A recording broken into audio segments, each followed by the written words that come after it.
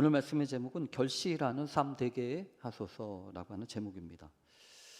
나이가 드는 거에 따라서 이렇게 보게 되고 또 이렇게 잡히게 되는 책이 늘 같지는 않는 것 같습니다. 다르다고 하는 거죠. 특별히 이번 주에 이렇게 본 책 가운데 이 정신과 전문의로 50년 동안을 환자를 돌보면서 이렇게 깨달았던 인생의 진리를 이렇게 담담하게 적어 내려가면서 정말 멋지게 나이 들고 싶은 사람을 위한 인생의 몇 가지 기술이라고 하는 이 부제목을 가지고서 적은 책이 있더라고요. 그 책이 이 책인데 혹시 PPT에 가능하신가요?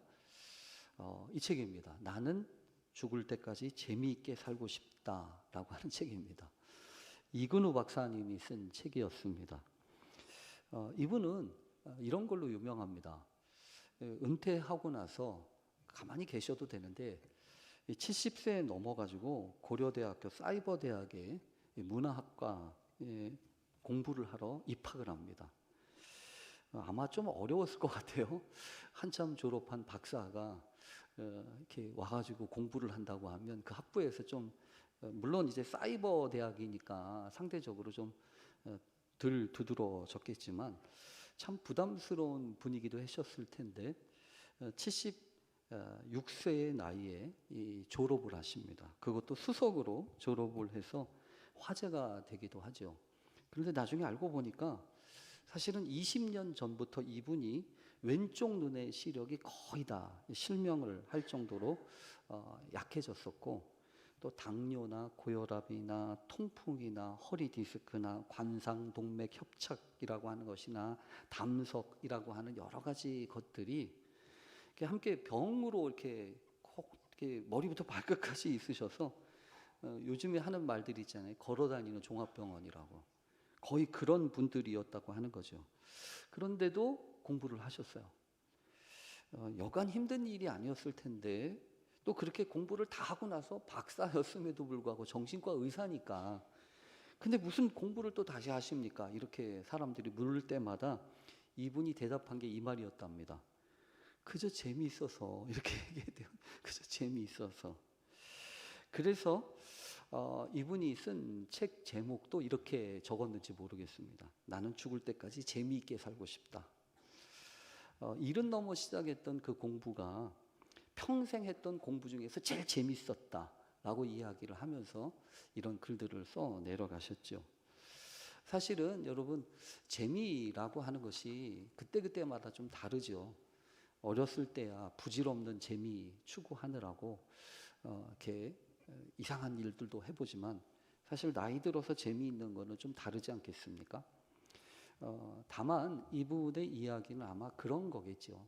그러니까 잠깐 내 마음을 이렇게 스치고 가는 그런 재미 말고 사실은 그것 때문에 가슴이 뛰었을 겁니다. 그러니까 이분은 그렇게 설명한 거죠. 이분의 책을 이렇게 보면서 저도 저한테 만약 묻는다면 나는 뭐라고 할 건가 이런 생각이 들게 됐습니다. 당신은 어떻게 살 거요? 무엇 위해서 살 거요? 어떤 마지막 소망이 있어? 라고 이렇게 묻는다면 저는 이렇게 대답하고 싶었습니다. 열매가 있는 삶 되게 해주세요. 결실하는 인생 되게 해주세요. 여러분 잘 보면 장미나 튤립이나 또 목련이나 수국 같은 이 관상용 식물들이 있죠. 이거는 예뻐서 꽃이 예뻐서 보기 위해서 키우는 식물입니다.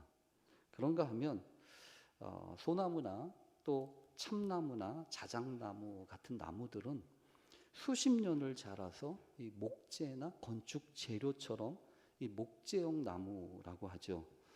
이 제목을 쓰려고 심는 나무도 있습니다. 그런가 하면 다른 거는 볼품 없고 오로지 이 열매라고 하는 것 때문에 감나무, 대추나무, 사과나무, 포도나무, 무화과나무 이런 것들 말입니다. 과실류들은 이제 그것 때문에 심는다고 하죠. 그러니까 화려한 것은 없어요. 꽃이 대단해 보이진 않지 않습니까? 뭐 대단하지 않아도 이렇게 단 하나 거기에서 맺혀지는 열매, 이 열매 몇 안 되는 열매 때문에 그래도 괜찮은 그런 식물들이 있다고 하는 거죠. 물론 그 열매도 사실은 그냥 열리는 법은 없습니다. 대부분의 열매들은 화려한 꽃들이 지나고 난 다음에 비로소 이렇게 조금씩 맺혀서 연그러 가게 되죠. 오늘 본문은 그런 점에서 보면 씨를 뿌리러 나가는 농부를 통해서 오늘 우리에게 어떤 삶을 살 것인가, 또 어떻게 결실할 것인가에 대해서 여러 가지를 생각하게 하고 또 질문하고 있습니다. 오늘 이 비유 가운데서 나오는 농부는 사실 가만히 앉아서 기다리고 있지는 않았습니다. 왜냐하면 기꺼이 씨앗을 뿌려야 거둘 것이 있다라고 하는 것을 알고 있었기 때문입니다.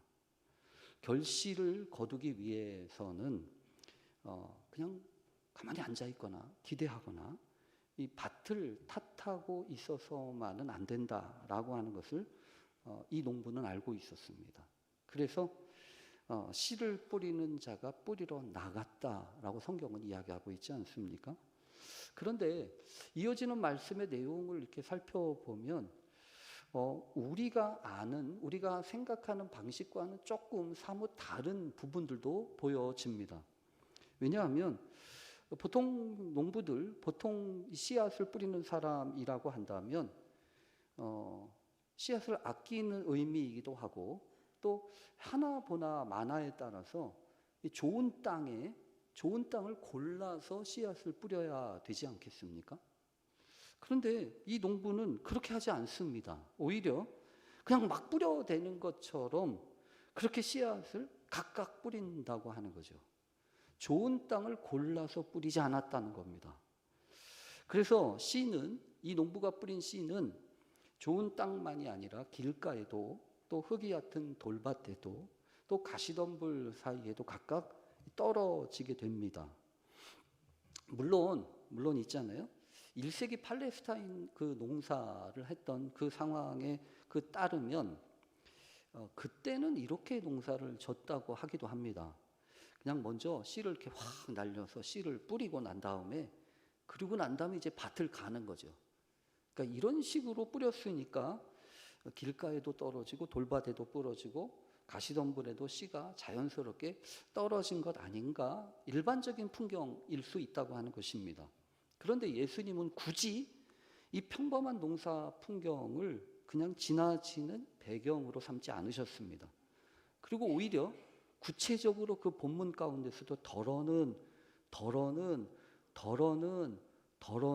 이라고 이렇게 계속 4번이나 반복하면서 씨가 떨어졌던 모든 경우들을 하나하나 짚어 가셨습니다.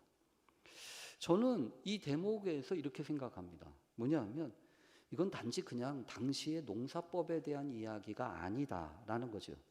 단순히 편의를 위해서 씨를 그렇게 뿌렸다라고 하는 것이 아니라, 여기에 숨겨져 있는 비밀 중에 한 가지는 마치 씨앗을 낭비하는 것처럼 보여질지 모르지만, 좋은 땅에 뿐만 아니라 그 씨가 뿌려지는 곳은 어떤 곳이든지 열매를 맺힐 수 있으면 좋겠다, 거둘 수 있으면 좋겠다라고 하는 그 간절한 농부의 마음이 담겨져 있는 그런 내용이라고 하는 것입니다. 여러분, 실제로 우리도 그렇지 않습니까? 설교를 준비하면서 만약에 하나님이 결과를 미리 계산하시고 그 결실이 확실한 사람들에게만 은혜를 베푸셨다고 한다면, 오늘 이 자리에 있는 우리들 중에 과연 몇이나 여기 앉아 있을 수 있었을까요? 우리에게 허락하신 여러 가지 믿음이나 신앙의 시작을 보면 분명히 그런 면이 있습니다. 덜어는 길가와도 같은 마음이었고, 또 덜어는 얕은 돌밭과도 같은 마음이었고, 또 또한 덜어는 가시덤불과도 같은 마음을 가지고 있지 않았냐는 거예요. 꼭 좋은 밭만 가지고 있으셨습니까?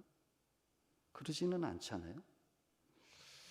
그럼에도 불구하고 하나님은 우리에게 말씀의 씨앗을 뿌리는 것을 멈추지 않으셨다는 겁니다. 여기에 이 경작의 비밀이 있습니다. 경작이라고 하는 것은 하나님이 천지를 창조하실 때부터 에덴 동산을 비롯한 모든 곳에 심겨 놓으신 생명의 원리와도 같았습니다. 이 원리에 따르면 주어진 땅을 가꾸고 또 생명의 씨앗을 심고 자라나서 열매를 거두게 되는 것은 그거는 당연한 원리입니다. 하나님 자신도 이런 경작의 원리를 따라 심고 가꾸고 일하셨습니다. 그래서 하나님은 절대로 밭을 가려서 인색하게 씨앗을 뿌리지 않으십니다. 먼저 주어진 땅의 조건을 꼬치꼬치 따지지 않으시고 어떤 곳에든지 넉넉하고 후하게 씨앗을 뿌리도록 하셨다고 하는 이야기입니다. 물론 그렇게 뿌렸지만 각각의 씨앗이 떨어진 곳들은 다를 수 있습니다. 그래서 오늘 본문에도 길가에 떨어진 씨앗에 대한 이야기가 등장하지 않습니까? 길가에 떨어진 씨는 유감스럽게도 성경은 말합니다. 새가 와서 먹어버렸다고요. 새가. 아마도 딱딱한 길가에 떨어졌던 이 씨앗이 심겨지지 않으니까 그냥 바깥에 이렇게 노출이 되어 있었고, 그래서 지나가던 새가 옳다구나 하고서 와서 찍어 먹어버렸다고 하는 거죠.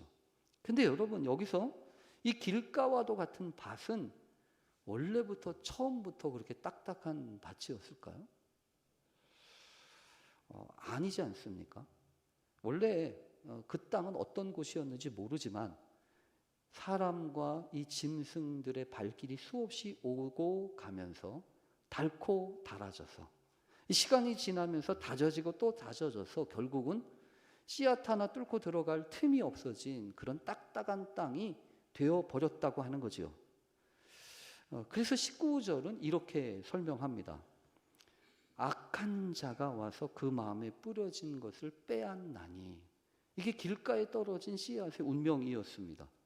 근데 여기서 흥미로운 것은 길가와 같은 마음은 말씀을 깊이 받아들여지지 않을 뿐만 아니라 그 뿌려진 그 말씀을 빼앗아 가려고 하는 새들과도 그다지 맞서 싸우는 것 같지 않다는 거죠.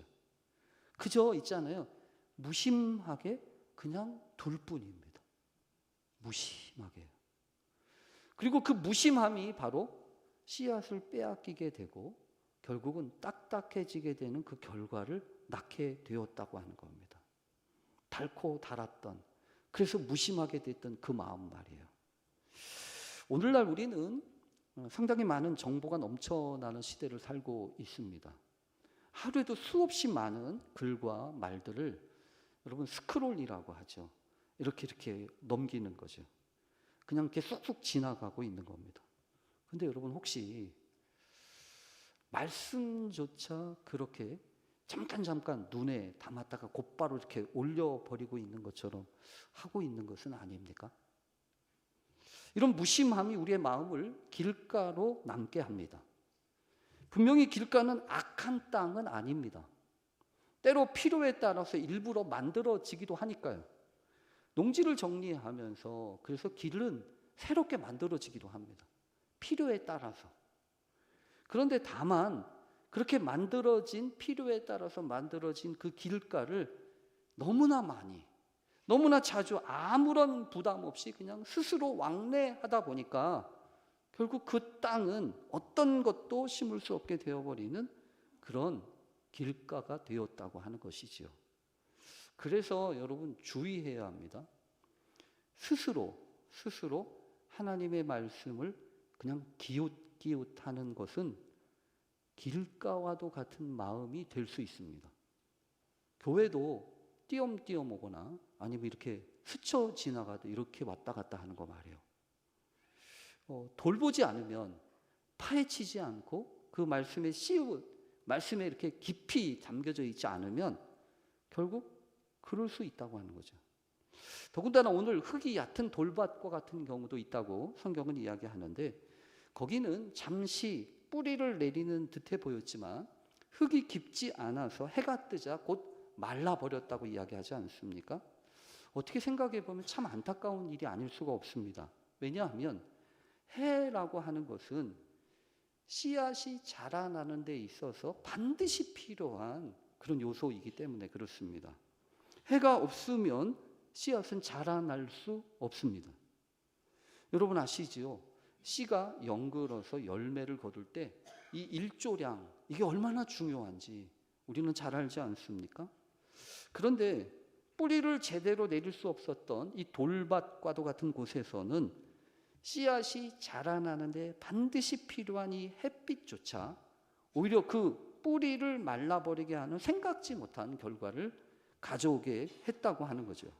그러니까 이것은 우리에게 같은 햇빛도, 똑같은 햇빛도 뿌리를 어떻게 간직하고 있느냐에 따라서 전혀 다르게 작동할 수 있다라고 하는 것을 가르쳐 줍니다. 그래서 이 돌밭 이야기는 이렇게 20절에 이렇게 말합니다. 돌밭에 뿌려졌다는 것은 말씀을 듣고 즉시 기쁨으로 받되, 그러니까 즉시 기쁨으로. 오히려 이 돌밭과 똑같은 사람은 무덤덤한 사람은 아닙니다. 그 말씀을 즉시 지체 없이 바로 기쁨으로 받았다고 하는 것입니다. 그런데 이 돌밭의 문제는 뭐냐면 열정이 없는 게 아니고 그 열정을 오래오래 붙들어 줄 만한 뿌리가 없다고 하는 것입니다. 그 뿌리가 뭐겠어요? 꾸준한 훈련과 습관과 함께 견디어줄 그 여러 가지 관계망이 없었다고 하는 거죠. 그런 점에서 보면 신앙에 있어서 우리를 돌아볼 필요가 있습니다. 뜨겁게 기뻐하면서 말씀을 받았던 첫 번째 순간이 중요하지만 그 기쁨의 시간이 지나가고 나면 서서히 식어버리거나 또 열정이 부족해서가 아니라 그 열정을 견고하게 붙들어 줄 만한 뿌리와 같은 그런 것들이 시들어 버리게 되면 결국 흙이 얕은 돌밭에 뿌려진 씨앗과도 같다고 하는 거죠. 세 번째는 가시덤불 속에 떨어진 씨앗 이야기입니다. 다행히도 씨앗에서 뿌리를 내릴 수 있었고 또 햇빛도 잘 받아서 자라나기까지 합니다. 그런데 문제는 씨앗만이 아니라 가시도 함께 자라고 있었다고 하는 것이지요. 그렇게 결국 함께 자라나게 됐던 가시는 씨앗의 기운을 막아서 제대로 결실하지 못하게 만들었다고 하는 것이지요. 그렇게 보면 결국 제대로 결실을 했던 씨앗은 오직 좋은 땅에 뿌려졌던 씨앗들 뿐입니다. 이 말씀은 우리에게 몇 가지 중요한 사실들을 생각하게 하는데요. 첫 번째가 이겁니다.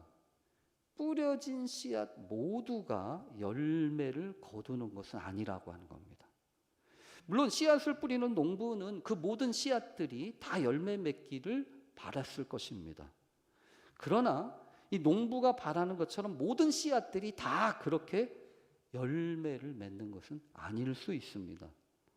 어떤 씨앗은 싹조차 나지 못하고 그냥 지나가는 새들한테 먹혀버리고 또 어떤 씨앗은 겨우 뿌리를 내렸지만 햇빛이 나오자 그만 타서 말라버릴 수도 있고 또 어떤 씨앗은 겨우 나온 싹이 제대로 자라지 못해서 그냥 열매를 맺지 못할 수도 있다고 하는 것이죠.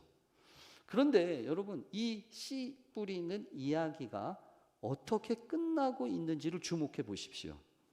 이 비유는 3번의 실패 이야기가 먼저 소개됩니다. 그래서 길가, 돌밭, 그리고 가시덤불 이 3번의 실패가 나오는데 그게 끝이 아니었잖아요. 무슨 이야기가 끝이었냐면 좋은 땅의 결실이 맨 마지막에 등장을 합니다. 그러니까 여러분 이건 우연한 순서가 아니에요. 이 비유는 그러니까 이렇게 얘기할 수 있습니다. 애초부터 절망이 아니라 소망을 품게끔 하는 그렇게 설계된 비유였다고 하는 것이죠. 씨를 뿌리는 일은 그래서 결코 헛된 것이 아닙니다. 전부가 아니어도 괜찮습니다. 잘못된 씨앗들은 그냥 헛되이 낭비된 것이 결코 아닙니다. 뿌려진 모든 씨앗이 아니라 그렇게 뿌려진 씨앗들 중에서 얼마 아닌 그 몇 개라고 할지라도 제대로 결실할 수 있다면 그것으로 충분하다는 거죠.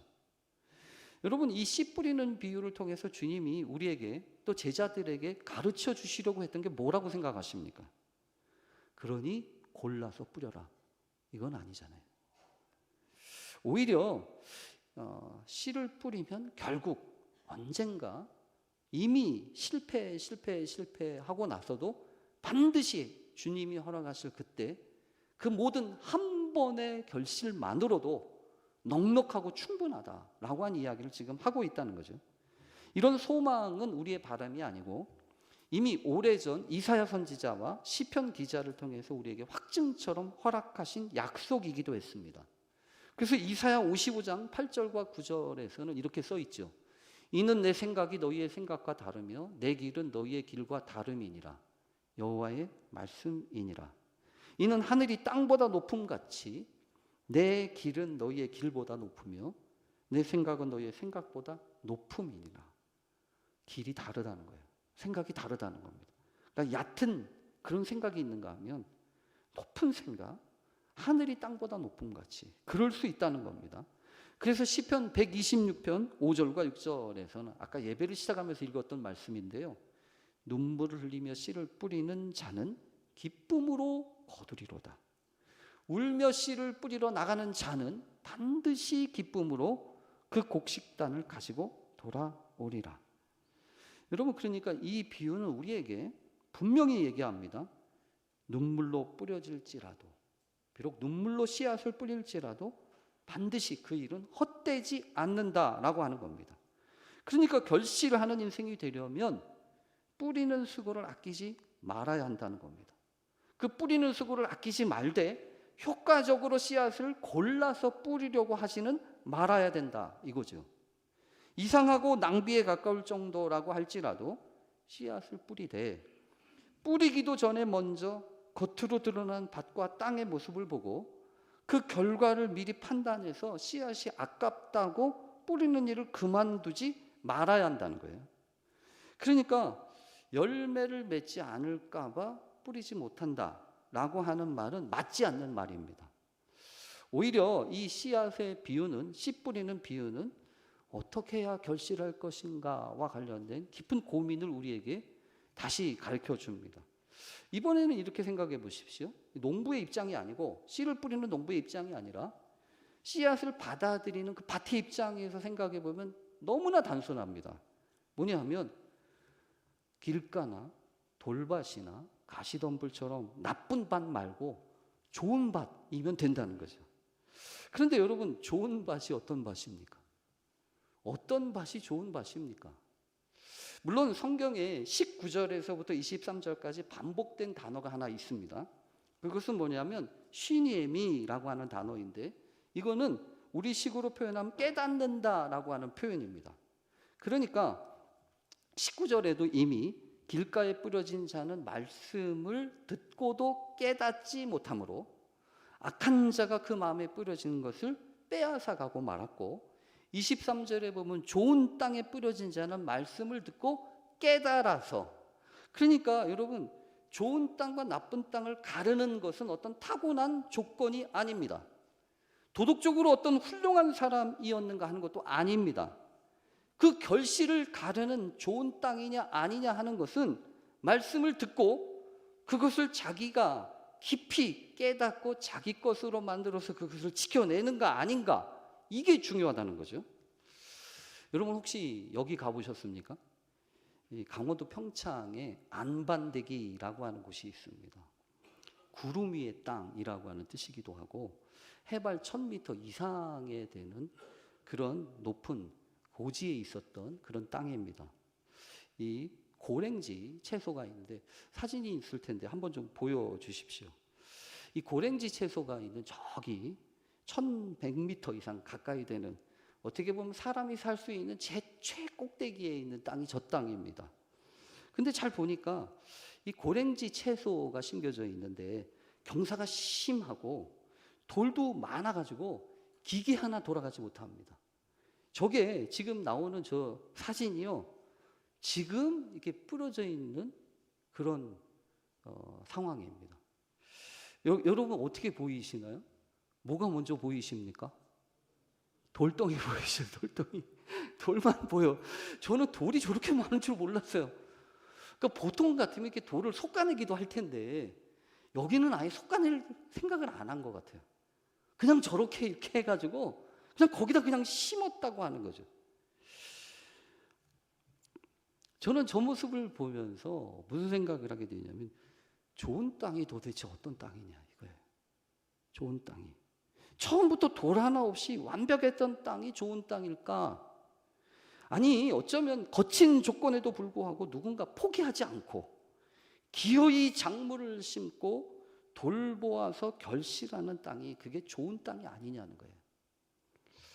사실은요, 이 안반대기는 저처럼 이렇게 낮에 가면 안 된답니다. 저녁에 가야 됩니다. 저녁 때 가면 저런 모습을 볼 수 있습니다. 별 보러 가는 땅이더라고요. 별 보러. 저렇게 높은 곳에. 저는 낮에 가가지고 저렇게 보면서 좋은 땅이 어느 땅일까 이 생각을 하고 왔는데, 여러분 결국 그렇죠. 듣고 깨닫는다고 하는 것도 그렇지 않습니까? 삶이 거칠고 돌투성이라고 할지라도 내 가운데 심겨진 말씀을 붙들고 놓지 않는 것, 그것이 깨달음의 시작이고 좋은 땅이 되는 그런 비결이었습니다. 여러분, 심리학자 중에 에릭 에릭슨이라고 하는 유명한 사람이 있는데, 이 사람은 이 인생의 과업을 따라서 이렇게 여러 가지를 이렇게 설명을 하는 것으로 유명하죠. 이 중년기 인생, 중년기 이상이 되는 인간에게 마주하는 심리적 과제가 두 가지라고 합니다. 생산성이냐 침체냐. 이 생산성과 침체라고 하는 두 가지 개념으로 이야기하는데, 이 시기의 사람은 자기 너머의 것을 위해서 무엇인가를 계속 심고 가꾸어서 다음 세대에게 무언가를 남겨주려고 하는 마음을 가질 수 있대요. 이것을 생산성이라고 합니다. 반대로 남 줄 게 뭐가 있어, 내 먹기도 바쁜데, 이렇게 생각을 하면서 자꾸만 자기 안으로 움츠러들어서 아무것도 심지 않는 상태를 침체라고 얘기합니다. 그런데 흥미로운 것은 이런 침체가 어떤 게으름 때문이 아니라 소진 때문에도 일어날 수 있다고 하는 겁니다. 삶이 너무 버거워서, 생존만으로는 벅차서 정작 무언가를 심을 힘이 남지 않게 되어버린 상태. 여러분, 바로 그 지점이 오늘 본문에 있는 가시덤불 이야기입니다. 세상의 염려와 재물의 유혹이 말씀의 기운을 막는다라고 얘기하잖아요. 우리를 침체하게 만드는 것은 그러니까 되게 거창한 어떤 악이 아닙니다. 매일의 염려와 재물의 유혹으로 말미암아 일상이 분주해지고 결국 자신의 땅심처럼 무언가 심겨진 것들을 붙잡고 있는 힘이 없어지게 되었다고 하는 거죠. 여러분, 우리는 분명히 그렇습니다.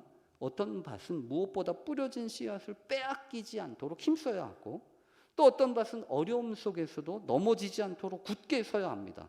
어떤 밭은 성장을 막는 염려와 재물의 유혹을 기꺼이 싸워서 이겨내야만 하는 것입니다.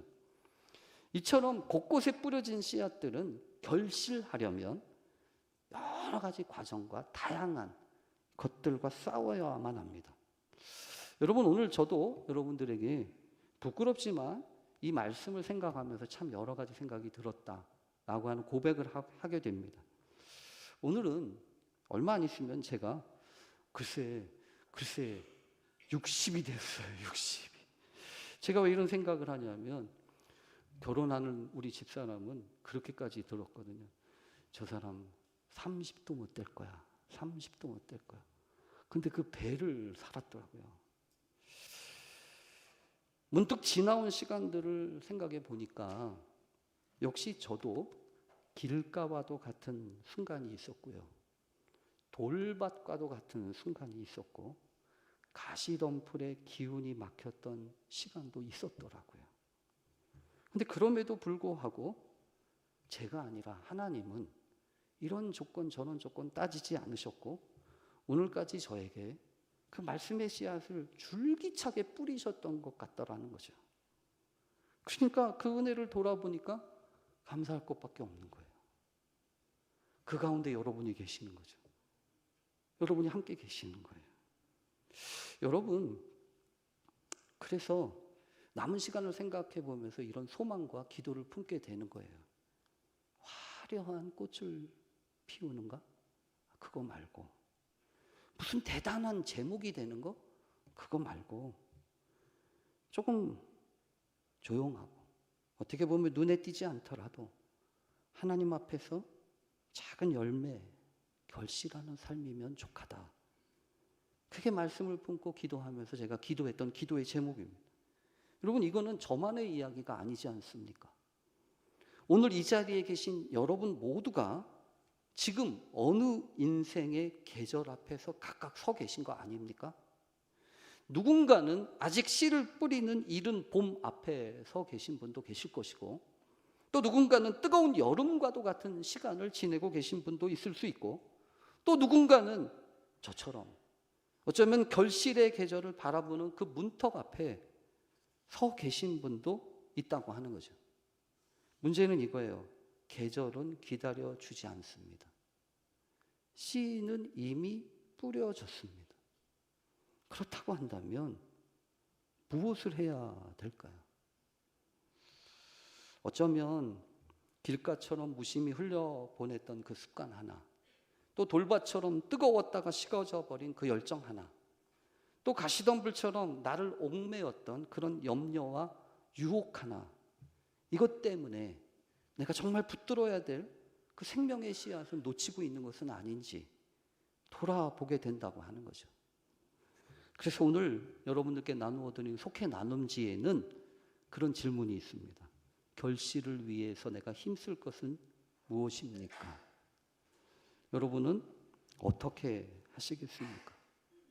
하나님 앞에서 내가 마지막까지 붙들고 견고하게 지켜야 될 것은 무엇인가? 그래서 어떻게 해야 결실할 것인가? 라고 하는 이야기를 하면서, 그래서 여러분 7월 달에 목회 주제가 씨앗이에요. 여러분 각자에게 심겨진 그 씨앗 잘 붙들고 아름답게 열매 맺는 귀한 은혜의 삶 살아가시길 간절히 축원합니다. 우리 기도하겠습니다.